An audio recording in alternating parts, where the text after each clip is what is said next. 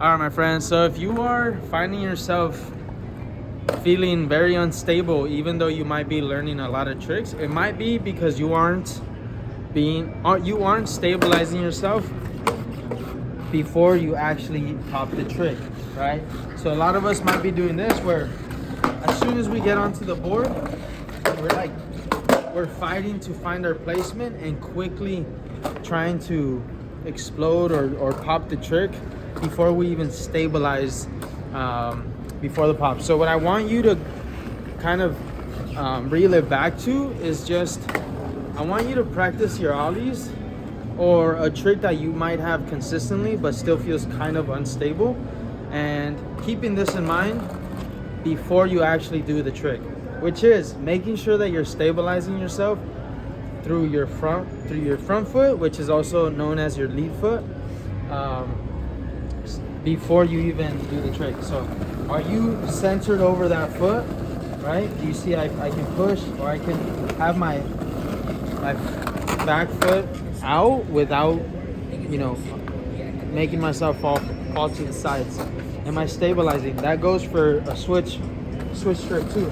Am I stabilizing myself over that lead / front foot, right? Ask that question. Now, if you feel like you are, the next step is making sure that you feel stable even as you go down to pop the trick, right? And actually a line can help you so much too. You can start on a line, center yourself over that lead foot, push, squat. Are you still maintaining that same direction of that line? And if so, that means you are able to stabilize yourself as you squat down. In some cases, where you would find yourself not being able to stabilize as you squat down is when you start on the line, you squat down, and you start turning to the left, or you start off the line, you squat down, and you start turning towards your toe side or my right as a regular skater. Usually what that means is that you aren't able to control what part of your foot applies the pressure. Now on the first one, I went towards the left side with the heel. Towards the left side. That means that I'm applying so much pressure on the heel as I squat down. Now that can be because I have limited range of motion on my ankle, knee, or hip. I really wouldn't know unless I'm skating with you or having a lesson. But what you could think about is making sure that your ankle is able to flex comfortably, your knee is able to bend comfortably, and also your hip. If you're feeling a bit restricted in any of those parts of your body, you might want to think about loosening up, shake it off. I do a lot of MFR, which is myofascial release, deep tissue work, which basically releases tension from the muscles, which allows me to evenly distribute that force, in a comfortable way, so that I can control where I want to go, right? So I can be stable throughout my tricks. In this case, stable before I even do a trick. Because many of us find ourselves in situations where we're trying to learn a trick, but before we even go to flick it or form it, we're going to the right or left. Or we're leaning too far forward. Or we're slipping back.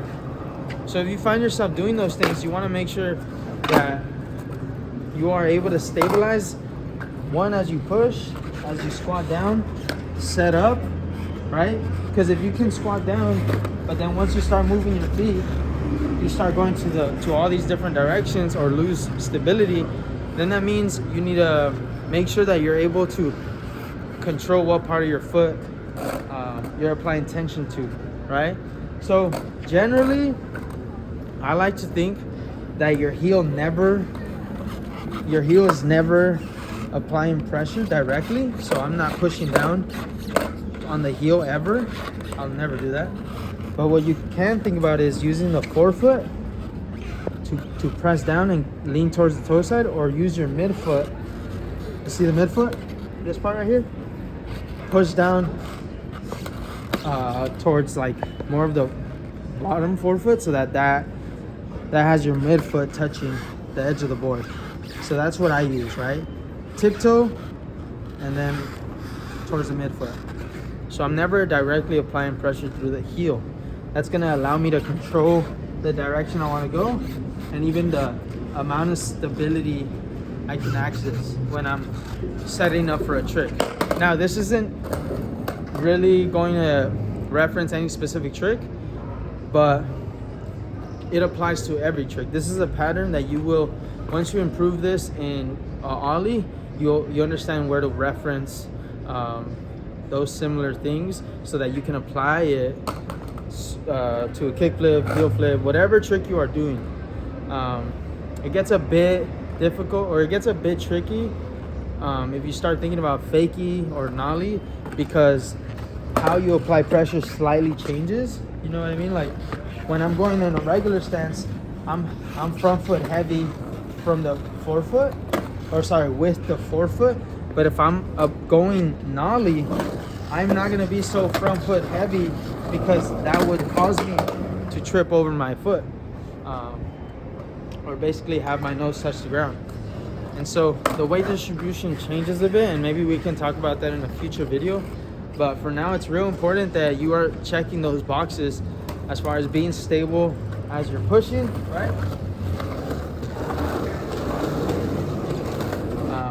As you're pushing, as you're squatting down, right? And then also as you are setting up. Let's just say I'm gonna set up for a tray flip. Squatting down, my leg will set up. Oh, that was a little instability.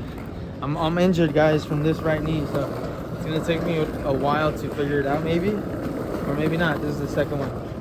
But you want to make sure you're stable as you're setting up. A lot of you are sending me videos through Instagram, you know, your tray flips, your kick flips, and heel flips, and I see you guys leaning to the right as soon as you're setting up. You're like wiggling your foot to set up. So make sure you're stable as you're squatting, setting up. Right there. Bam! Pretend I landed that. Stability is important. We can also refer to it as balance, but I like to think of it as stability because balance just pretty much means this, right? Like I'm able to stay on top of the board as I'm riding.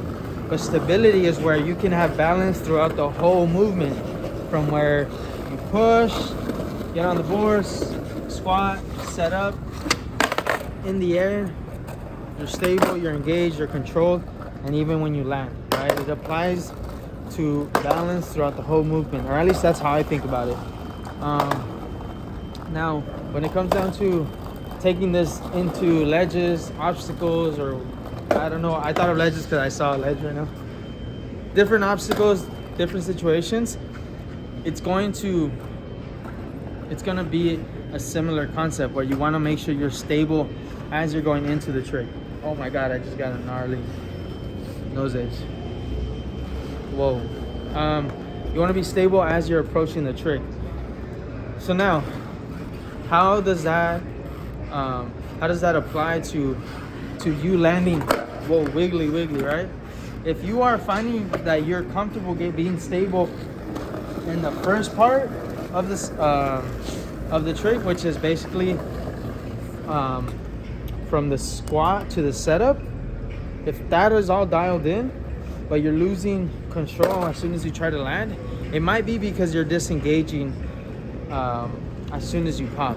And so what I want you to keep in mind, so that you can land in a stable manner, or land your tricks in a stable manner, is making sure that you continue to engage your whole body as you do the trick.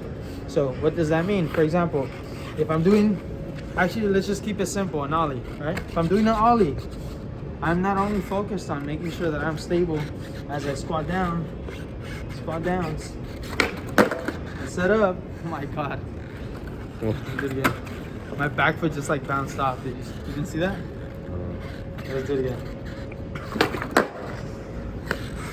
Oh, no. Bless you. So if you find yourself being stable from the stance to the setup, but then you lose engagement and you stop being balanced. I feel like I just repeated myself like 10 times. But anyways, if you feel disengaged and unstable when you're landing, it's because you're disengaging. Now, that's a perfect example. Look, I'm good. Whoa, unbalanced. What happened there was I disengaged my ankle, knee, and hips, and even my arms, you can say. And if we want to be super technical, my gaze was just not where I am, where the nose is pointing, where I'm going. So something we want to keep in mind is that we want to be, everything is engaged throughout the whole movement. So from the pop to the land. So I like to mention something called, you want to start and end low. What I mean by that is, think about starting in this position where you're low and landing back into a very similar position. Now that slightly changes if you're doing a back 180, but it remains the constant concept. Start low, land low. Now that's a bit harder once you start doing different variations, but it's very similar. The way you start, or sorry, how do you say this? Like the way you end is likely a result of how you started. So if you ended unstable, it's because you started unstable.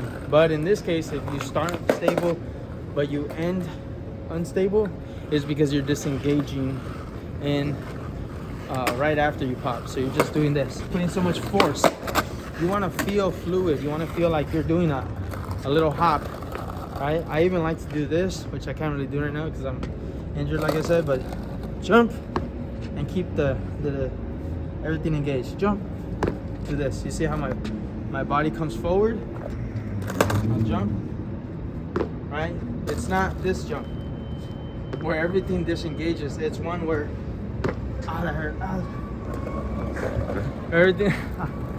Oh my god. Where everything stays engaged. Sorry. Give me a break, guys.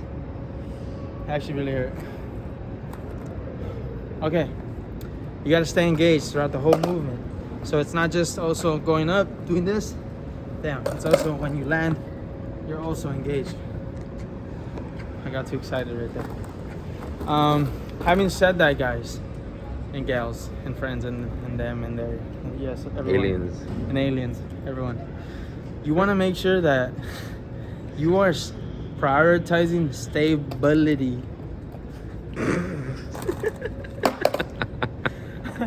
Stability. Prioritize stability, because this is something that that is getting you stuck and you feel like it's hindering your progression, not being stable, but you want to continue to try other tricks because your friends are learning different tricks. It's gonna bite you in the butt in the future. So just, tone it down, take a hit at the ego or whatever you want to call it, and focus on stabilizing yourself as you're learning these tricks.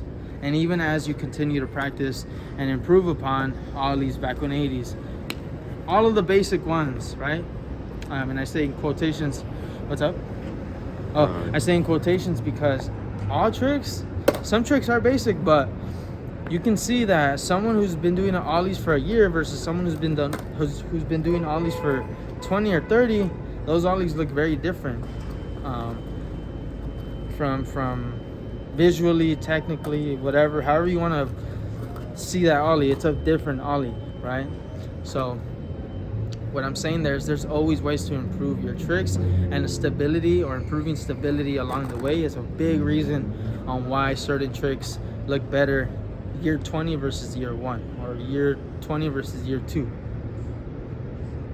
So anyways, having said that, hope you enjoyed the video, and this was all about stability, making sure you're taking it into consideration. Start low and low, and let me know in the comments where I can clarify. Definitely was all over the place, especially after that knee hiccup. Yeah, I'll see you in the next video.